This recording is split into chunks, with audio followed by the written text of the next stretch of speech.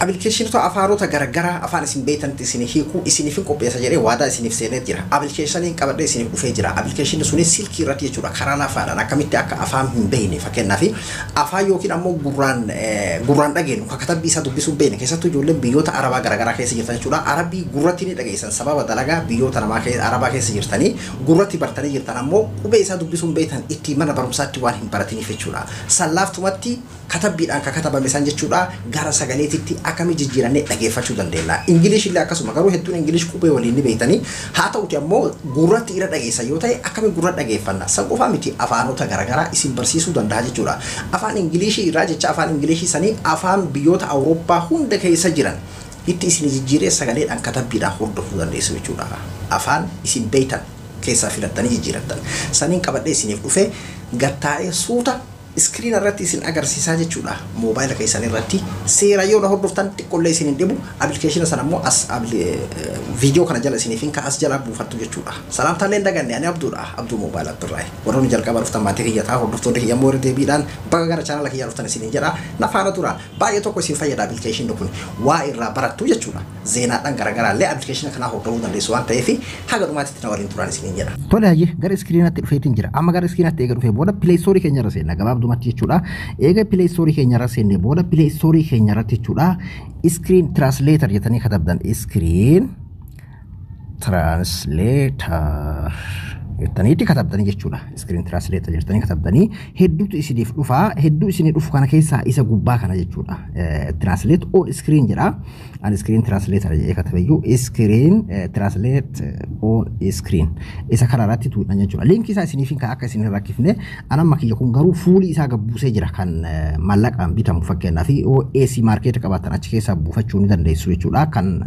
yookiin ammoo banamee guututti alloq ta'e kan mallaqaan bitamu jechuudha isa san buufadhee jira isin ammoo ni buufattan kan Google Play irraa kuni hedduun isaa isin hunda isin sagalee gaggabaabaa ta'uu danda'a jechuudha kiyya amma fuulii qaba ayyee tole hayyee kunoo isa kana jechuudha amma eega isa kana gabbuufadhee booda irratti nin tuqa eega irratti tuqee haala kanaan naaf dhufaa jechuudha isin ammoo hayyama kennitanii fi allow gootanii jechuudha eega allow gootanii hayyama kennitanii fi as dhuftanii amma wantoonni isin sirreessitanii tokko tokkotu jira jechuudha jalqaba irratti wanni adda qalbiidhaan yoo hordoftan waa takka isin hin dhibu application nama dhibu miti jechuudha hedduu rakkoo garagaraa waan qabu jechuudha maal gootanii jalqaba irratti iddoon gubbaa kun kan isinii fi kan fakkeenyaaf kan isin karsatu jalqaba irratti bakka tuqaa kana tuuxanii jechuudha eega asirratti tuuxanii lameen kanarra fayyadamtan ka gubbaa Google Translate ka jedhuu fi Google App Offline ka jedhu kana jechuudha yoo sagaleedhaan barbaaddanii kan lammaffaa kanarratti gootan Google App ka jedhu kanarratti jechuudha Offline ka jedhu kanarratti jechuudha ifaabii isiniif yoo dubbisuu barbaadan kun ammoo lachuu ni qaba kuni Google Translate kun ammoo katabbii qofaa jechuudha sagaleedhaan xiqqoo isin rakkisuu danda'a ka sagalee yoo barbaadan amma kan lammaffaa gurraacha kanarratti godhadha anamma isarratti tuqa eega isarratti tuqe booda jala kanarratti ammoo afaan hiikuu barbaadan san gara harka bitaatiin ka jiru Arabic ka jedhu kana fakkeenyaaf Arabii hiikuu bileenta yoo ta'e Arabii kanarra dhiifadhaan iddoo kanarratti fakkeenyaaf asirra gattuutanii afaan barbaadan san inni English irratti isiniif dhufa isin afaan barbaadan san irratti afaan hiikuu barbaadan ka hin beekne English Arabii Dooche kama fedhe haa ta'u jechuudha Somaalee afaan barbaadan san irra godhatanii jechuudha anamma Arabii irra godhee jechuudha yoo hatta Arabii fakkeenyaaf sa'a gurratti dhageettan ammoo dubbisuu kan beekne yoo ta'e illee sagalee isaa dhageeffachuudhaa fi Arabii irraa gara sagalee jijjiiruuf illee kanuma irratti jechuudha fuula duratti hoo afaan beeknu san irratti godhannaa jechuudha afaan beeknu sun kaminni as tuina fakkeenyaaf bakka tana tuina bakka amma Amhaarik jedhu Amaaranya jechuudha Amhaarik jedhu kana irratti tuuneeti as keessa afaan jiru afaanota garagaraa afaan Awurooppaa biyyoota garagaraa keessa jechuudha Doochee Faransii Xaaliyaan biyyoota Awurooppaa garagaraa keessa jirtanii fi afaan Amaarinyaati jechuudha kan biyya keenya keessaa garuu afaan Oromoo as keessa galee hin jiru waan ta'eef afaan Oromoo ammaaf hin jiru afaan Oromoo irratti hojjetamaa jira yeroo dhiyootti ni gala jenneeti eeyna afaan Oromoo illee yeroo dhiyootti as Google keessa galchuudhaaf hojjetamaa jira baay'ee tokko deemaa jira jechuudha hagasii ammoo Amaariffatti fayyadamtan hedduu bira ammoo warri Amaariffa beekanii fi warri ammoo Arabii hin baratin ka biyya Arabaa dhaqanii dalagaadhaaf gurratti dhageessan kan ammoo katabbiidhaan qubee isaa hin beekne jechuudha saniifillee jechuudha karaa nama deemutti jiru kanaan deemtanii jechuudha tole hayyee amma an asii kun fakkeenyaaf amma Amhaarik irra godheetiin jira Amhaarik kanarra godheetiin jira jechuudha san booda eega Amaariffa irratti godhatanii booda jara kanarra kiloos ta'an irratti tuutaniiti amma maal gootan gubbaa kanarra bakka diimaa kana tuqxan jechuudha. Iddoo diimaa kana tuqxanii eega iddoo diimaa kana akkanatti giriin isiniif ta'e isin amma jalqaba haaraa yeroo dhuftan ammoo hayyama isin gaafata jala kanarratti hayyama kennitaniif akkanatti giriin anaa ta'e mallattoon gaaddidduu takka eega si baate amma appilikeeshina kana keessaa hin bayaa waan barbaadu fayyadamaa jechuudha. Waan an barbaadu Facebook haa ta'u fakkeenyaaf uma barbaade weebsaayitiidhaan garagaraa Google haa ta'u waan irratti zeenaa wahii argu Facebook maa jennu amma namni hedduun Facebook fayyadama akkanumatti osoo Facebook fayyadamu haa jennu amma fakkeenyaaf akkanatti Facebook fayyadamutti jira jenne osuma Facebook fayyadamutti jiru zeenaa wahii arga ka afaan an hin beekneen katabame yookiin ammoo arabiidhaan katabame an ammoo sagalee dhagahuu beeka yookiin ammoo dubbisuu hin beeku waan ta'eef waa arga jechuudha. Amma fakkeenyaaf zeenaa wahii hordofuu deemna haa jennu amma gubbaa kanarra mee sarchi godha miidiyaa arabii wahii jechuudha. Fakkeenyaaf Suudaan Daily News haa jennu mee fakkeenyaaf isiniin jedheetiin jiraan amma Suudaan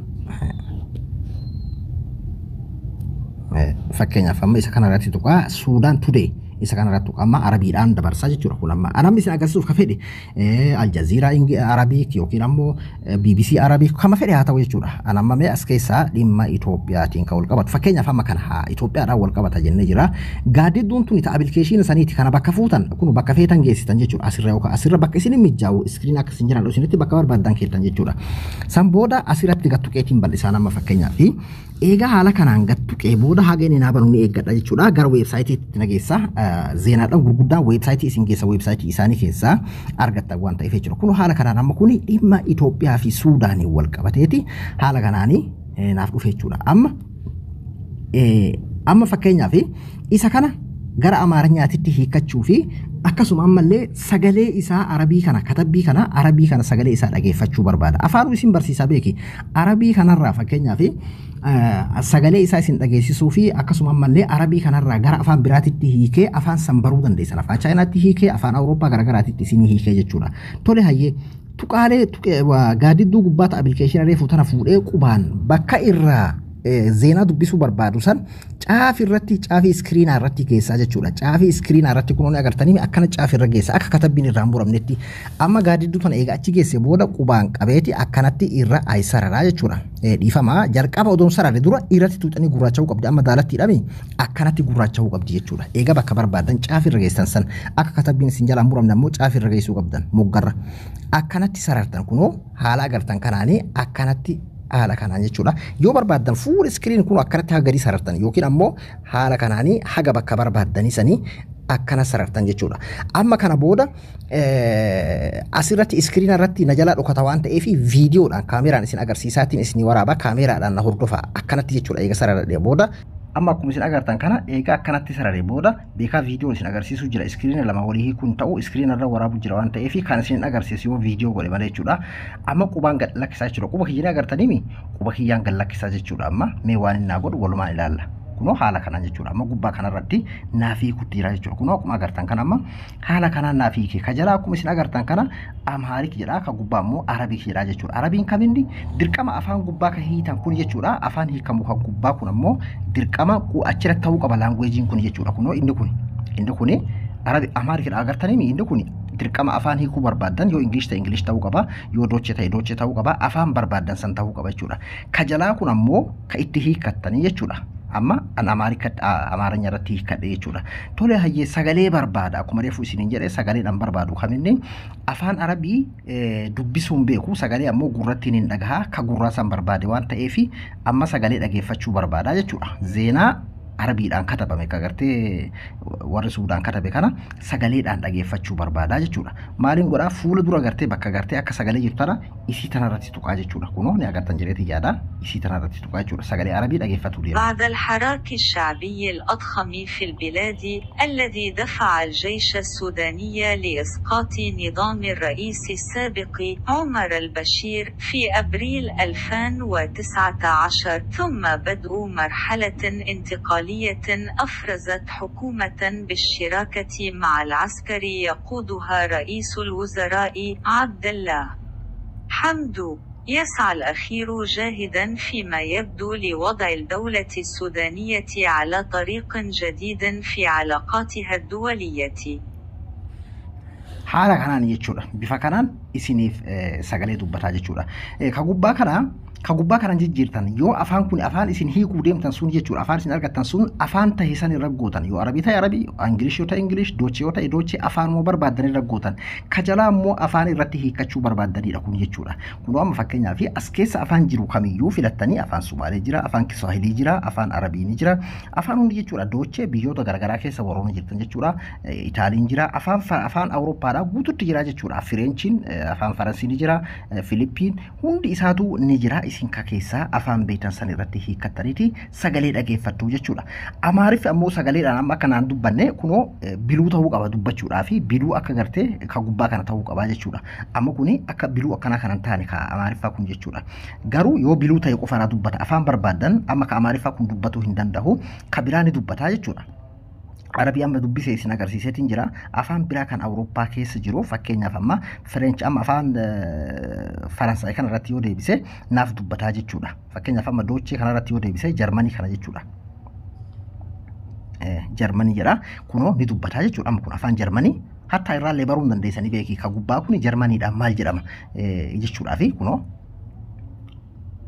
Nach der größten Volksbewegung des Landes, die sudanesische Armee im April 2019 dazu drängte, das Regime des ehemaligen Präsidenten Omar al-Bashir zu stürzen, begann eine Übergangsphase, in der eine Regierung in Partnerschaft mit dem vom Premierminister Abdullah Hamdok geführten Militär gebildet wurde.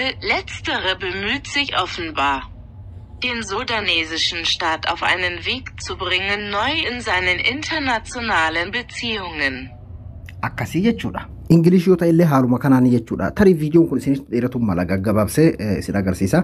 Mee fakkeenyaaf amma Reuters amma fakkeenyaaf mee Reuters dhageeffachuu deemtan haa jennu Reuters fakkeenyaaf Reuters haa jennu kunoo Reuters fakkeenyaaf dhufee eega Reuters dhufee mee Reuters amma kanuma haa jennu fakkeenyaaf isin jedheetiin jira amma kunoo isuma kana Reuters isuma kana fakkeenyaaf Amaariffatti yookiin ammoo mee afaan kabirra akka jiru laala fakkeenyaaf jalqaba application kana afaan hiikuu deemtan san yoo afaan hiikuu deemtan san English ta'e dirqama kan English irratti deebisuu qabdan sanaddan dagatina yoo Arabi ta'e Arabi irratti jechuudha amma fakkeenyaaf English waan ta'eef English irratti deebisa Reuters English ni kan inni maxxanse haala kanaan san booda kiloos tana tuqee as keessaan hin baha jechuudha amma bakka Reuters san dhufa kunoo amma tana caafi irra geesseetiin akkanatti guutaa akkanatti tuqee gurraachootee mi akkana sararaa jechuudha akkana kana qofa miti katabbiidhaan gaggabaabaa chat nama waliin gootu imo WhatsApp irratti siif godhamu afaan ati beena yeroo si dhufe afaan ati beetutti hiikachuu akkasuma gara sagaleetitti hiikachuu akkaatuma amma si hime kanaan ni dandeessa jechuudha akkamitti isa jedhuudhaa fi fakkeenyaaf amma yookiin ammoo fotoodhaan waan fotoodhaan screenshot ta'e tokko gara katabbiitti jijjiirattee katabbii sanis gara sagaleetti jijjiirachuu dandeessa jechuudha kanneen godhuudhaa fi iddoo kanaani sagaleedhaan ammallee sagaleen dubbattee jecha beena sagaleen dubbattee afaan hin beenetti akka si hiikuu fi asirratti ni tuutaa eegaa asirratti tuune booda haala kanaan si dhufa jechuudha.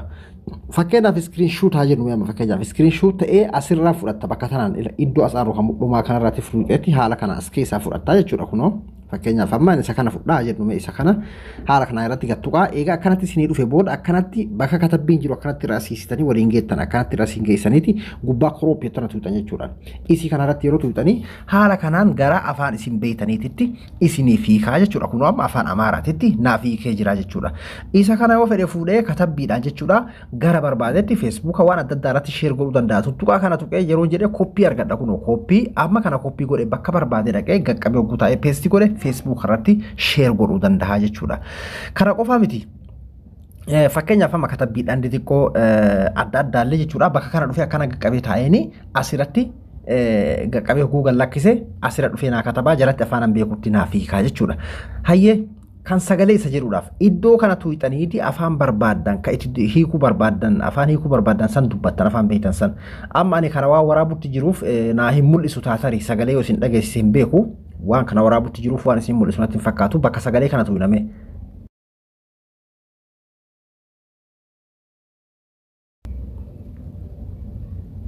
dhiifama amma afaan biraatti naaf hiikee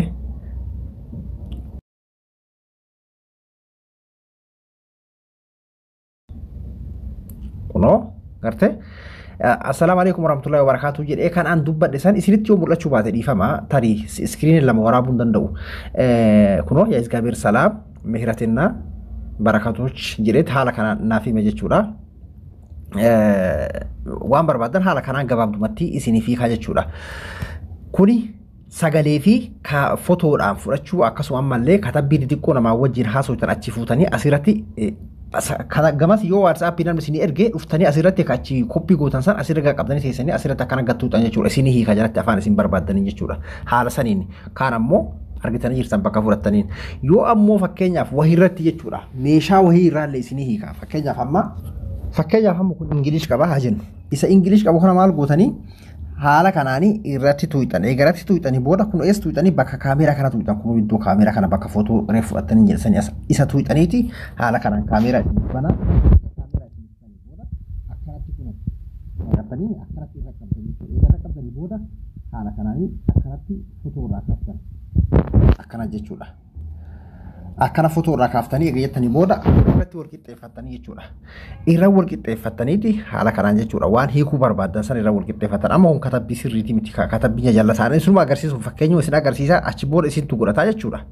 Kunoo haala kanaan eega akkana gootanii booda akkuma reefu isin jedhe bakka kanarratti tuuxanii jechuudha. Kunoo asirratti tuuxan. Amma sana booda afaan kana jechuudha jalqaba irratti dhiifama. Gara Ingiliishitti jijjiiruu qabdan afaan irraa hiitan san kunoo haala kanaan amma Amaariffatti naa jijjiira jechuudha. Kanaafuu haala kanaan waan hunda isiniif hiika jechuudha. Afaan hin beekotanii rakkatan kana qabaannan. Haala kanaan itti fayyadamtu jechuudha. Akka ajaa'ibaatti isinii gala jedheeti yaada. Gaaddidduun tun yeroo hundaayyuu as teessii jechuudha. Gaaddidduu tana yeroo balleessuu barbaadan quba keessanii qabdaniitumaan X jala kana baya. X tana keessa keettan balleessitanii jirtan jechuudha. Yeroo itti deebitanii fakkeenyaaf waa hiikuu barbaadan kunoo appilikeeshinichi as jira haala kanaan tuuxaniitiin diimaa irra yeroo jiru kana cufaa jira. Banachuudhaa fi iddoo kanarratti tuuxanii giriina isiniif ta'a. As keessanii baatanii waan barbaadan fayyadamtan. Screen Translate Google irratti illee haaluma kanaan jechuudha. Google irratti yoo hiikachuu barbaadanis haaluma kanaan jechuudha waan barbaadanii. Inni Google irratti illee kun isin nima jirti jechuudha. Isii fuunee qubaantuu inni gurraacheffannee waan barbaannu san hiinaa jechuudha. Akka ajaa'ibaatti isinii galee jiraame. Akka likkitti isinii galee abdiin qaba. Application isaa as jalaa buufadhaa. Warri ammoo AC Market qabdan application kana fuulii isaa jechuudha kan daqiiqaa dheeraa isinii waraabu gabbuufachuu ni dandeessan. Ani obboleessa keessa dhabduudha. Hanga viidiyoo biraatti waliin deebinutti nagayaan naa tura. Waan isiniin galiin ammoo koomantii jala barreessaa. Yookiin hojjedhu yookiin baradhu lameen irraa tokko filadhu. Muslukumaan fagaadhu.